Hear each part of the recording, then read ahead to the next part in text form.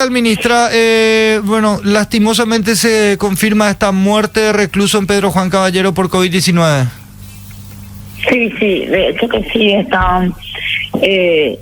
teníamos varios internados y realmente nuestra preocupación estaba sobre otra persona privada de libertad que estaba muy mal y que increíblemente se estaba recuperando, ¿verdad? Y nosotros pensamos que esa persona era la que iba a fallecer, estuvo muy grave, y sin embargo este interno que ya se estaba recuperando, que estaba muy bien el día anterior al fallecimiento, bueno, se complicó y murió, ¿verdad? Vos sabés que, ministra, me dijo a mí un doctor que está muy relacionado a las atenciones que extrañamente esta enfermedad, que no se sabe cómo responde o hacia dónde dispara de repente, hay personas que uno dice que son las más vulnerables o están en una situación que vos decís, no, no la va a pasar bien, y son los que más rápido se recuperan. Supongo que en este caso que vos me decías también habrá sido de estas características. Bueno, de hecho que la persona con la que nosotros estábamos muy preocupados y que hasta me atrevo a decirte que ya esperábamos su deceso, es una persona que está en un grupo de riesgo porque tiene un sobrepeso importante, ¿verdad? Uh-huh. Una persona obesa. Y esa persona que estuvo mal, los médicos pues hablan mucho de que cuando se le da la vuelta, cuando se tiene que dar la vuelta para que respire mejor, tiene su nombre médico, no quiero, no recuerdo ahora, ¿verdad? Pero no es mi área, así que no quiero entrar. Pronar, creo que le dicen, ¿no? Pronador, algo así. Pero dicen que cuando llega a ese punto ya, es como que es un punto de no retorno, ¿verdad? Uh-huh. Y en ese sentido, esta persona estaba ya en esa situación, ya estaba mal y ya no había muchas respuestas, y sin embargo se recuperó. Y esta persona que falleció estaba ya en total recuperación, ya no estaba en esas condiciones, no estuvo luego en esas condiciones y bueno, se complicó y murió. Sí, pronación, algo así creo que se le dice. Sí, así se llama, pronación, exactamente.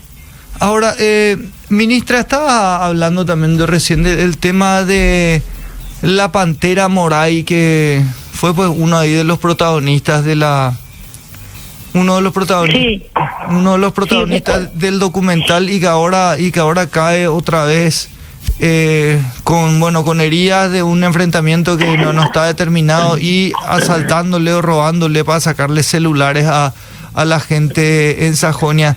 Y tantas preguntas nos hacemos, porque no se puede decir que nos encariñamos, pero al ver la historia de alguien así, querés pues sentir una empatía al conocer un poquito más la historia de alguien, y querés ver su redención, y lastimosamente esto, no se confirma una redención de alguien así cuando termina otra vez robando teléfonos celulares, y uno pensaba, bueno, listo, va a poder seguir su carrera deportiva en libertad, va a poder funcionar de otra manera, y al final termina otra vez siendo detenido, lo que nos hace de nuevo repensar todo nuestro sistema penitenciario, cómo les saca o cómo salen después de pasar por el sistema penitenciario los detenidos.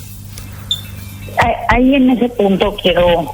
te agradezco la pregunta justamente, Jorge, porque lo que hace en este caso Pantera es nos permite hablar del tema, porque acá no se quiere hablar del tema.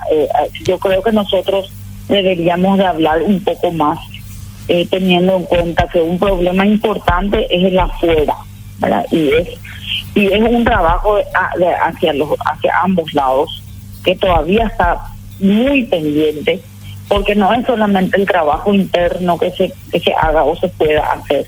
La persona tiene que aprender a vivir en libertad. Eso no es algo que sea sensible. Cuando uno está privado de su libertad, pierde esa, por decirlo de alguna manera, capacidad de vivir en libertad.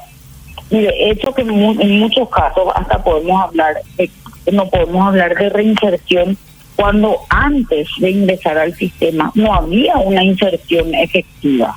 Nosotros dentro del sistema tenemos personas que aprenden a leer y escribir en el sistema penitenciario. O sea, ingresaron de adultos en un analfabetismo que no es solamente funcional. Uh-huh. Entonces, no hay educación, no hay condiciones laborales previas, hay adicciones. Eso es algo que hay que entender, porque estaba leyendo algunos comentarios, algunos referentes, pero es también importante señalar que nosotros no podemos solamente trabajar en darle que tenga un trabajo al salir, porque hay mucha gente que se centra demasiado en el trabajo.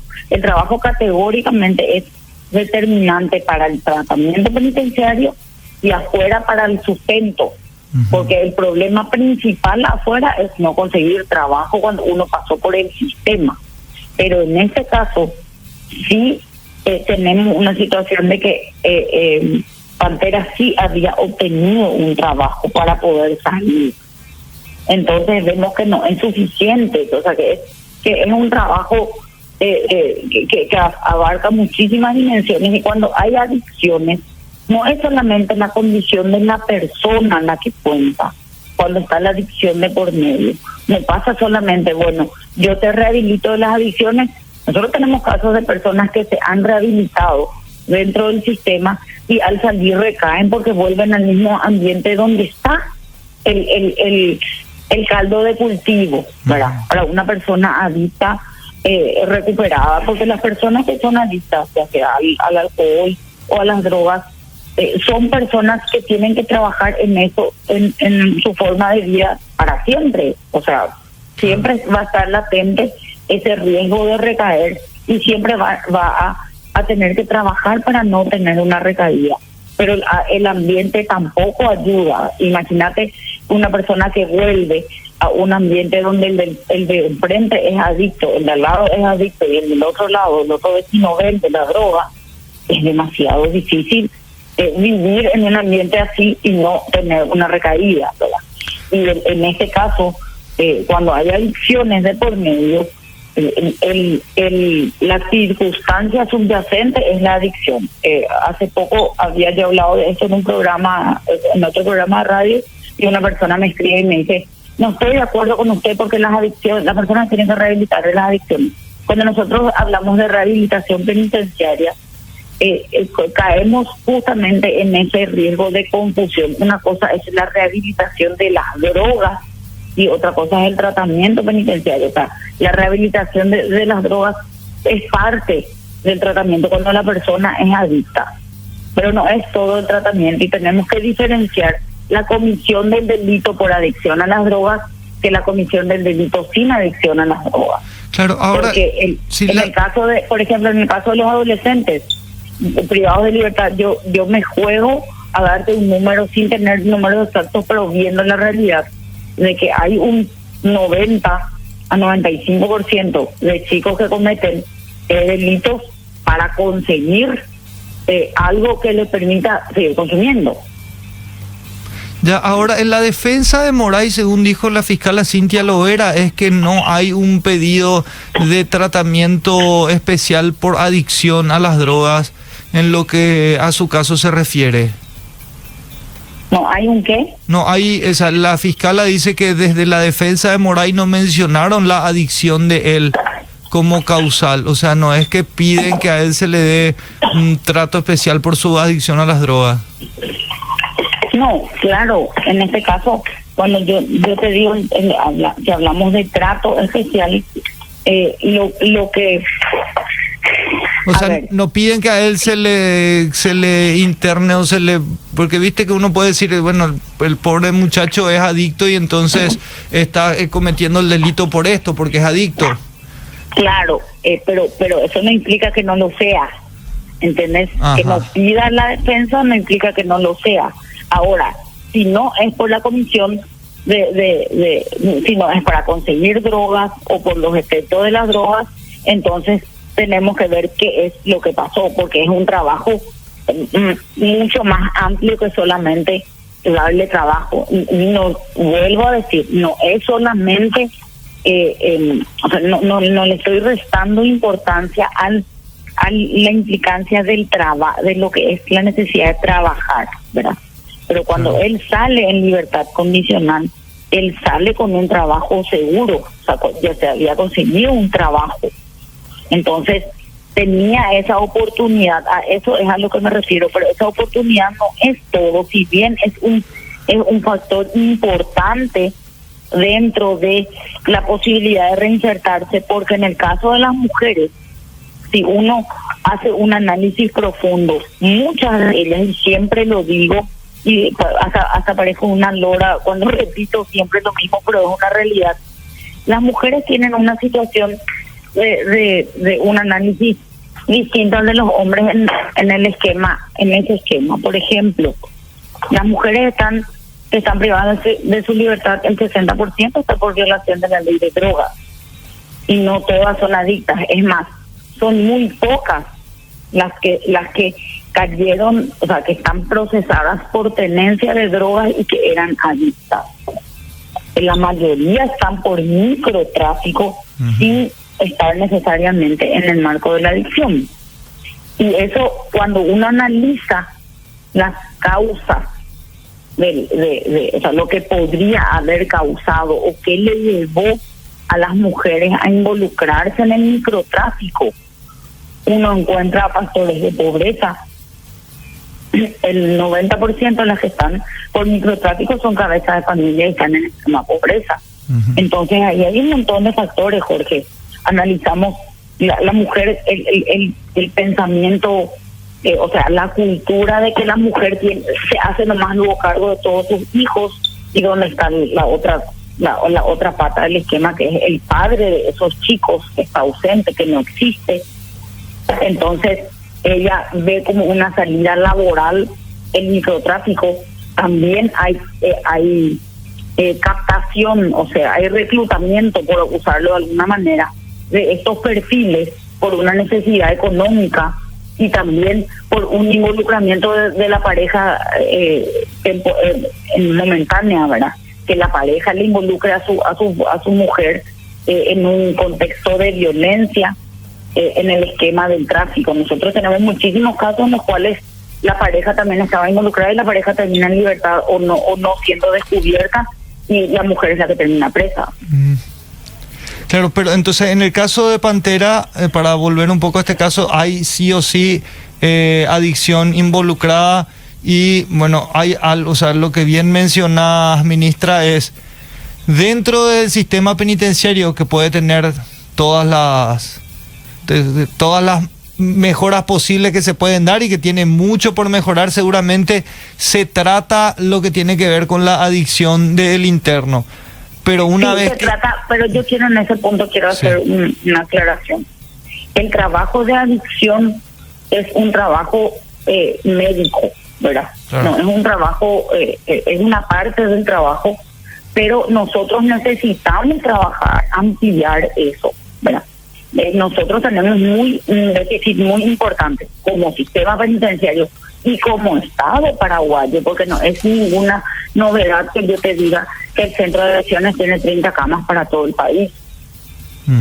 Que eso no da abasto, que los tratamientos ambulatorios no sé qué tan efectivos son finalmente, y si damos abasto, o sea, eso es un esquema que hay que trabajar. Yo conozco el trabajo del doctor Fresco y yo realmente me trato de entender cómo hace lo que hace con lo poco que tiene, y eso es algo que hay que abordar como un pilar importante en el esquema de salud mental, porque nosotros podemos matarnos en todos los otros aspectos, y si la persona tiene problemas de salud mental vinculada a las adicciones, va a terminar reingresando al sistema. O sea, el trabajo no es solamente adentro, también es afuera, y es importante, muy importante el trabajo afuera, porque ese nexo de adentro para afuera es un proceso que el sistema tiene previsto, el sistema de ejecución de la pena, porque el sistema de ejecución de la pena sigue un régimen progresivo, por eso habla de progresión, ¿verdad? Hay un proceso, y si se siguen todas las etapas del proceso, es más fácil acostumbrarse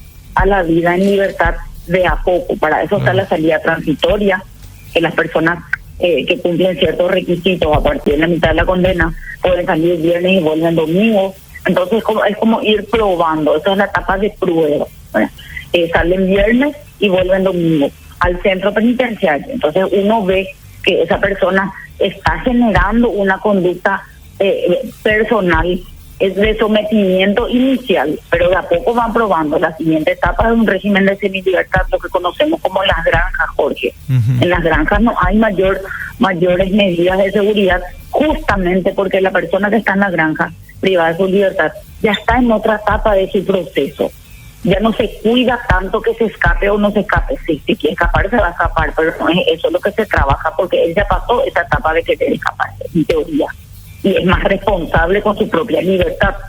Entonces, tienen un régimen de semilibertad, salen a trabajar, vuelven al penal, o trabajan en un lugar donde tienen condiciones, pero no se van porque están trabajando, no se escapan porque están trabajando otros aspectos de su tratamiento penitenciario. Después ya viene la libertad condicional, donde ya hay una libertad real y las medidas es venir a firmar, no poder salir del país, etcétera, pero está fuera del régimen cerrado. Entonces eso es un reaprender cuando la persona está condenada.